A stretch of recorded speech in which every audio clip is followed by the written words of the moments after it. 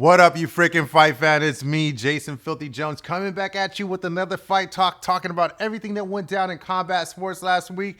Now, guys, I know I messed up. I know I missed out and I didn't get to catch the PFL. I know it was Anthony Pettis' debut. Got my days mixed up. Thought it was coming out this week. Did not know that it was last week. And I made the mistake. But don't worry, I'll be on my game this week and I'll be watching PFL this week.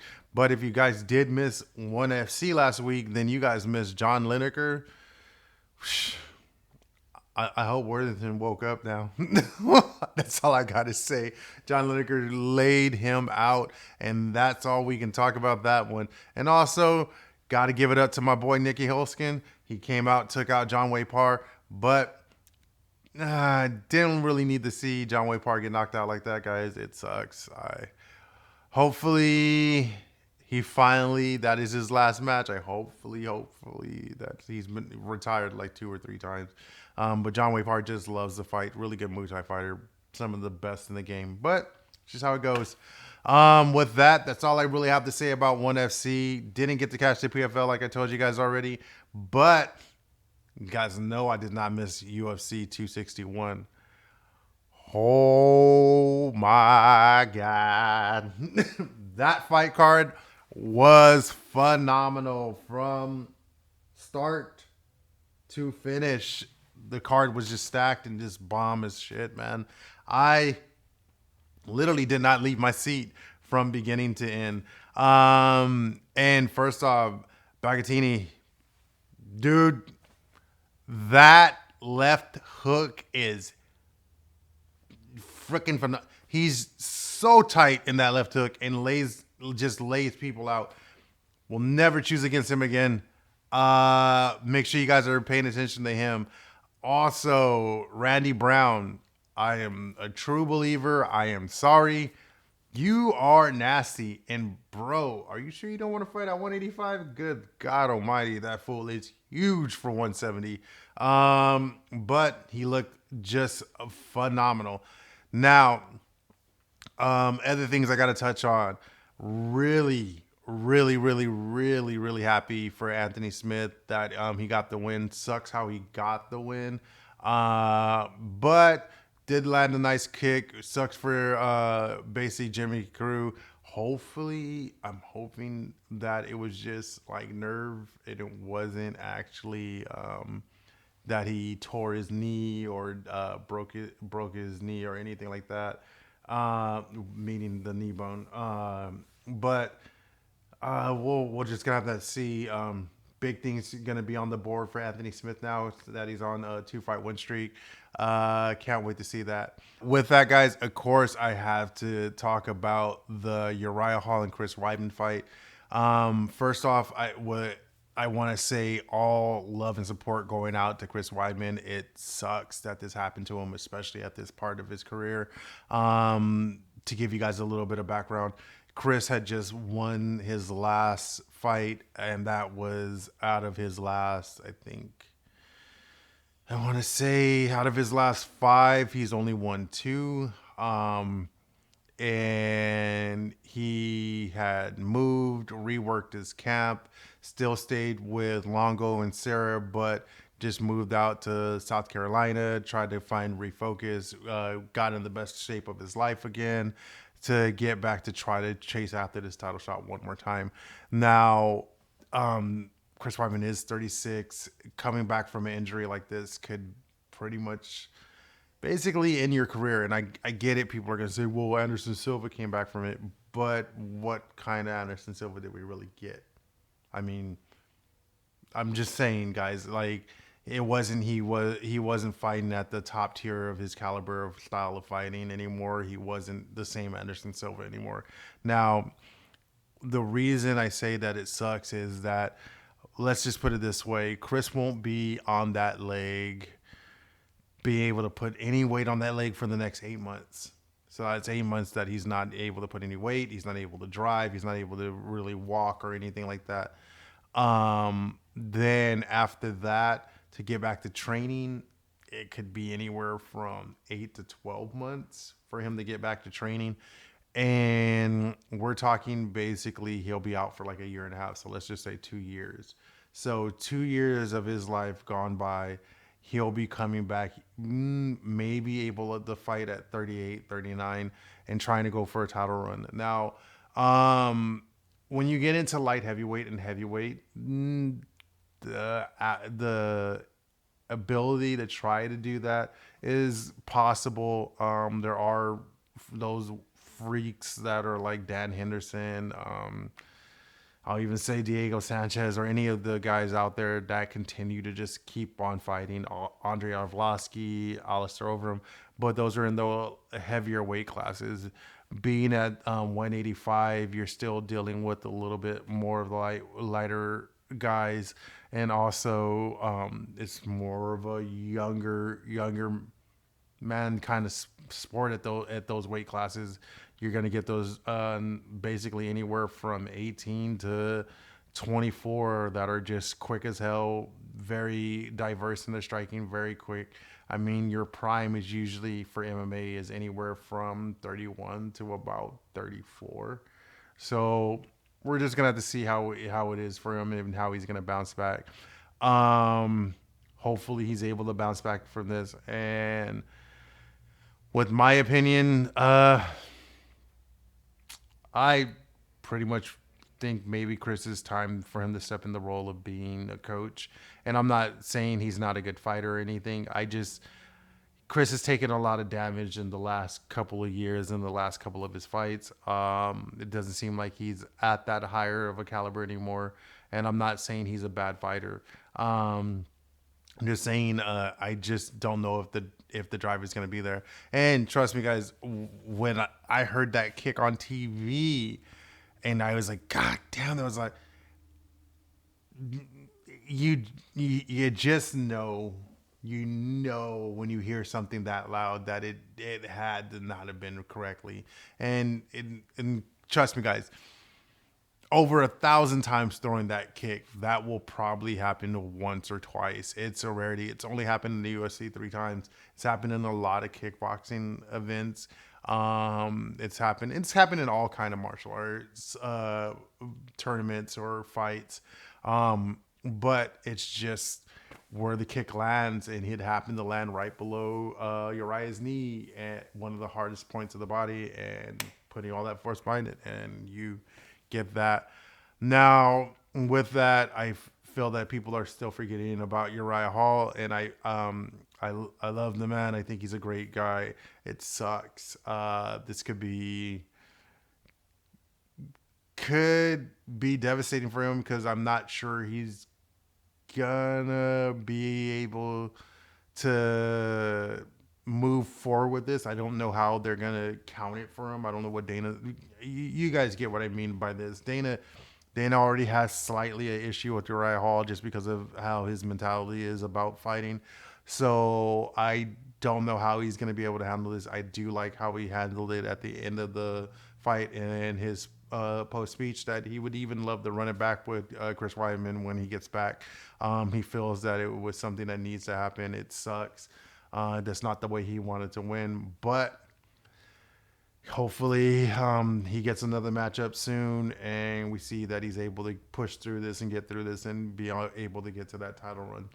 Other than that, gotta move into these freaking massive title fights, man. Wow. Now, first off, we have to talk about the flyweight title matchup between Valentina Shevchenko versus Jessica Andrade. Now, guys, trust me, I already believed that Valentina was going to be able to get Jessica out of there. I thought she was in still all the way. I don't see anybody that is able to handle this woman except for Amanda Nunes. Just a little hint, Miesha Tate is coming back. Would not mind seeing that matchup. Would not. Can Miesha Tate get down to 125? That would be the question. Or do we bring up Valentina, have her fight at 135 to be as basically a catapult to get her to Amanda Nunes again? Don't know. When am I seeing that fight, though? Just saying Miesha Tate, Valentina Shevchenko. Just throwing it out there. Anybody listen? Let's fight. Other than that, I have to say that Valentina showed pure dominance in this fight, and especially in the area that people thought that Jessica Andrade would be able to dominate her in. It literally seemed, and I'm agreeing with a lot of other people that are saying this. It literally seemed like Valentina was pissed off that people thought that Jessica Andrade could take her out, and she came in there like a fucking demon, ready to show you guys like that's what you got for me, that's it, and was able to get Jessica Andrade out of there like no tomorrow. So, with that being said, I what do you do with Valentina Shevchenko? I mean, shit, man, what do you do? Like, she's literally gonna start lapping people, and I don't know, man. She's leagues above everybody. Just her work ethic, her style, her technique. It's just mind-boggling.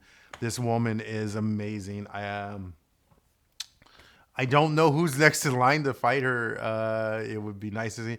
I mean, I don't know. We're just gonna have to keep watching to see how it goes. And for everybody that's out there, and because I'm about to talk about the strawweight fight, just trust me, man. That the fight. Matter of fact, let's just get to the next title fight. And of course, we're talking about Zhang Weili versus Rose Namajunas. And I will eat my words and swallow my pride and swallow my bullshit, of course.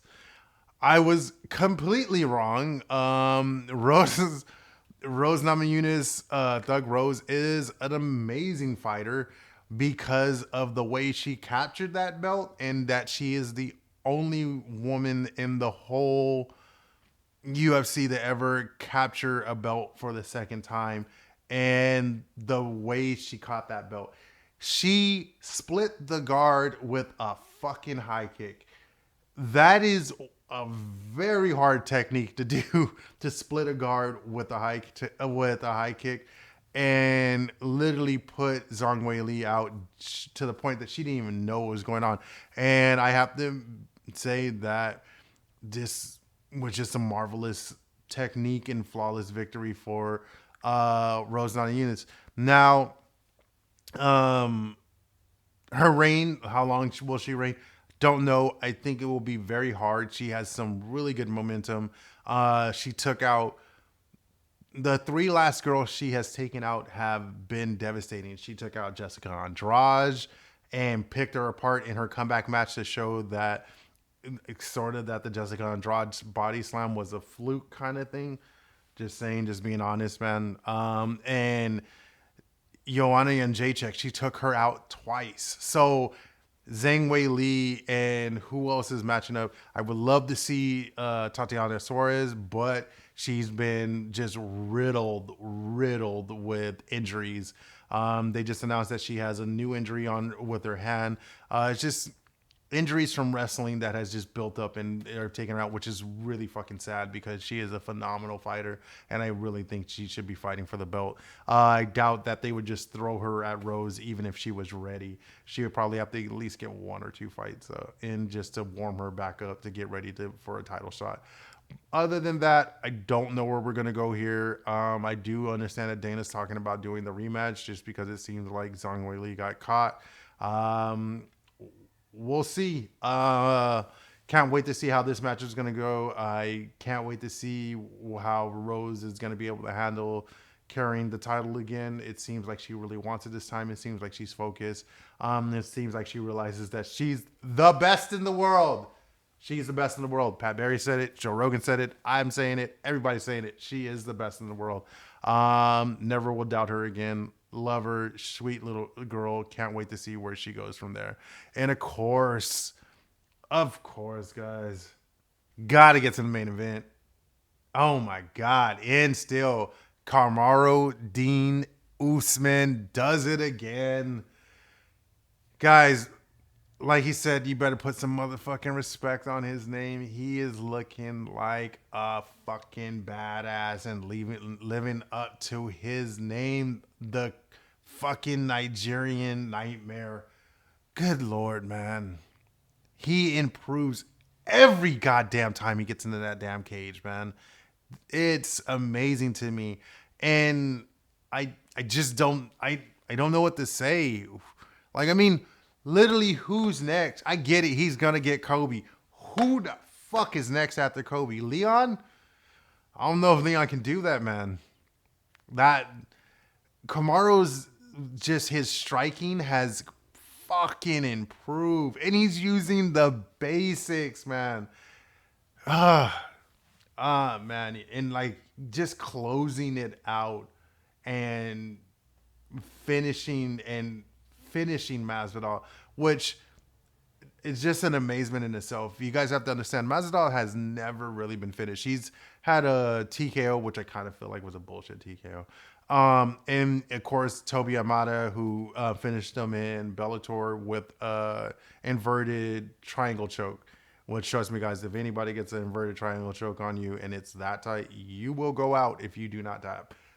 Shit happens, and that was way fucking long ago. Other than that, I don't know what to say. Just Kamaru Usman is becoming the pound for pound greatest fighter right now. I kind of believe what DC said. I kind of believe what Chell and them are saying. I believe what John and all of them are saying. It is hard to not say that he is one of the pound for pound best fighters. He is basically undefeated in the UFC. And just as looking unstoppable. I don't know who you can line up next for him. I don't think Kobe's going to be able to get him out of there. I literally think he'll finish Kobe faster than he finished Kobe last time. I would say second or third round. And that I will go on record saying that. I get Kobe has an unbelievable cardio. He has really good striking. I just don't see the improvements that he's going to make against Kamaru Usman. But we'll break that down when they get that fight booked up and lined up and ready to go. Now, where do we go from here? Let's at least talk about Jorge Masvidal. Jorge Masvidal is a phenomenal fighter. I would not still count him out. It sucks. He will not be getting another title shot until the reign of Kamaru Usman is over. I think Jorge just overlooked Kamaru because of his last fight, thinking that that his power shots weren't that strong, because he in the beginning of that freaking round he was throwing heavy right hands continuously at Jorge, and he was getting caught. Jorge was laughing it off, but trust me, guys, that shit's just gonna add up. And then even Jorge was amazed by the technique that Usman developed and used on him. He was mesmerized, and he was like, I can't even be mad. It's just a beautiful technique. And he was able to catch Jorge. Jorge got caught. Shit happens. He'd still give it up to Jorge. He is a great fighter, great marketing genius, has a lot of backing, and has succeeded and made his career successful where he's ended up right now. He's came from nothing, from fighting in backyards to being one of the top UFC fighters out there. So sucks for him, sucks for the loss, sucks to see that he won't be able to get another title shot. But with that, guys, I have to talk about ONE FC. Don't miss it, going down Wednesday night. It's going to be Lang versus Reader. Now, guys, this is kind of an interesting matchup. Lang was not scheduled to fight Reader, and Reader is Lang's last loss, where he lost his middleweight title to him. And now he will be competing against him on 6 days' notice for his light heavyweight title. Now we have Lang, who is hoping to get redemption and remain and keep his title and be able to beat Reader and maybe go back down and recapture his middleweight belt if he's able to defeat Reader in this light heavyweight matchup. Now Reader is looking to do the biggest upset again and beating Lang and being able to capture the light heavyweight title and hold on to the middleweight title. Only one person has done this in ONE FC, and that is Lang. Can't wait to see how this matchup goes down. Also, there's going to be a couple of other fights on there that you guys should not miss. Some really good Muay Thai fights. If you are around on TNT on Wednesday night, 10 o'clock, make sure you guys catch ONE FC 3 on TNT. Going down on May 1st, Saturday night, we have UFC Fight Night. Dominic Reyes versus Jiri Prochazka. And also on that card, we have a couple of stacked fighters that are some phenomenal fighters, which will be Merab Dvalishvili going up against Cody Stamann. That's going to be on the prelims. That's a phenomenal fight. Back and forth fight, probably going to be really nice. He could have the regards to being fight of the night. We're also on the card, we got Ion Kutalabov going up against Dustin Jacoby. That's going to be a back and forth match. Both of these guys have knockout power. Can't wait to see how that goes down. Of course, the fights that I want to break down are going to be Giga versus Cub Swanson.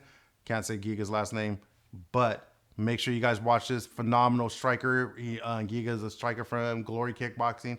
Has some really good stand-up. But we have tough, gritty Southern California, my guy that I always got to go with, Cub Swanson, who gets in there nasty and dirty, has some power shots, and loves to do some awkward striking with you. I feel like this is going to be a really good matchup, and I feel like Cub could probably get Giga out of there maybe in the second round.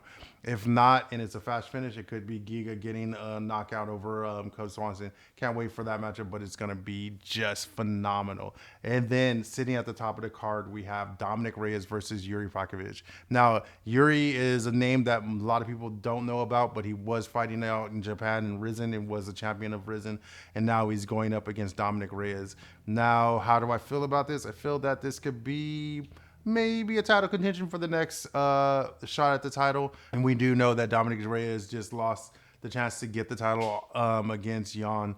Now he's taking on Jiri. Can't wait to see how this is going to be. Two great strikers. Do we see a different Dominic Reyes? Do we see a more relaxed, tentative, the athletic beast that we always see out of Dominic Reyes? Or do we see Jiri use his awkward striking and his basically head games to get into your head and be able to get Dominic Reyes out of there with a knockout? Don't know who am I picking in the matchup. Kind of leaning towards Dominic Reyes. I just feel like he has more tools in the game to get Jiri out of there.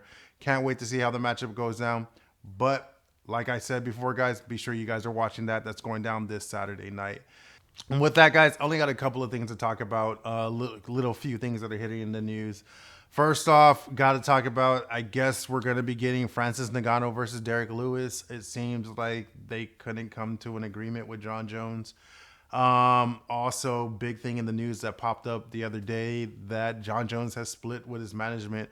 So leads me to believe that there were a couple of other things that were going on with the UFC and Jon Jones, probably being that miscommunication between management, and that's why Jon's pretty much choosing to drop them and go find a different management.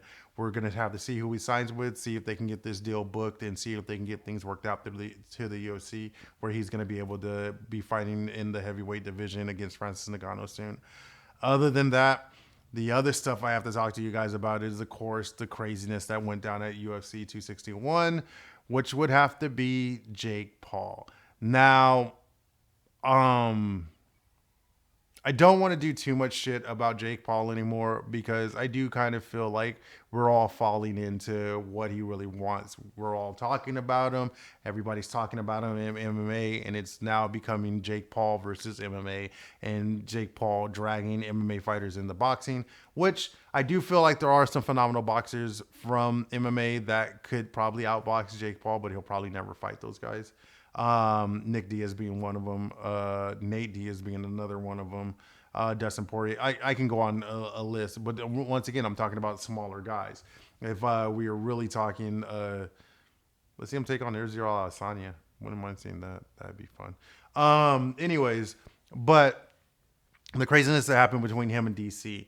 Now, like I said before in my other show, and always like everybody else has been saying, DC's not one of those guys you play around with. He's very about respect. You don't dishonor him. You don't disrespect him. You don't put his name in your mouth or anything like that, because he's the type of person, if he sees you on the street, he's going to get up in your face and literally let you know that he doesn't like you disrespecting him. So I did like to see that he was talking shit to Jake Paul, but at the same time, I feel like it kind of got blown out of proportion. But if Jake Paul really wants to fight DC, and DC already said it on his show, that he'll go down 205, but he'll have to come fight him in MMA, because he wants to put a beating on him. Well, we all know Jake Paul's not going to do that. And it also looked like Jake Paul was about to shit his pants when DC got up in his face, to the point that his security was trying to get DC out of his face, and DC even got into it with Jake Paul's security. Can't wait to see how things work out with this. Dana White's even saying that Jake Paul's bullshit. I mean, he's getting the publicity out of it. Everybody's talking about him. But if he really wants to fight somebody, I really do feel like, yeah, go take on Tommy Fury. Doubt that that's going to work out really well for you. Tommy Fury's a fucking phenomenal boxer. Can't wait to see if this shit gets signed. If it does, I can't wait to see what happens in it, because I will be completely glued to that fight. Other than that, guys, that's pretty much all I got for you guys. So, like always, guys, man, come on, help your brother out. Let's get the Filthy Report out there. Please go ahead and click that subscribe button, and also mash that like button so we can beat the YouTube algorithm, so everybody can start hearing about Fight Talk and we can start talking about more fights. Other than that, guys, like always, I'm always here for you guys. If you need me, hit me up. Hit me up on all my social medias. You know what it's at, The Filthy Report. And like always, guys, till next time, peace.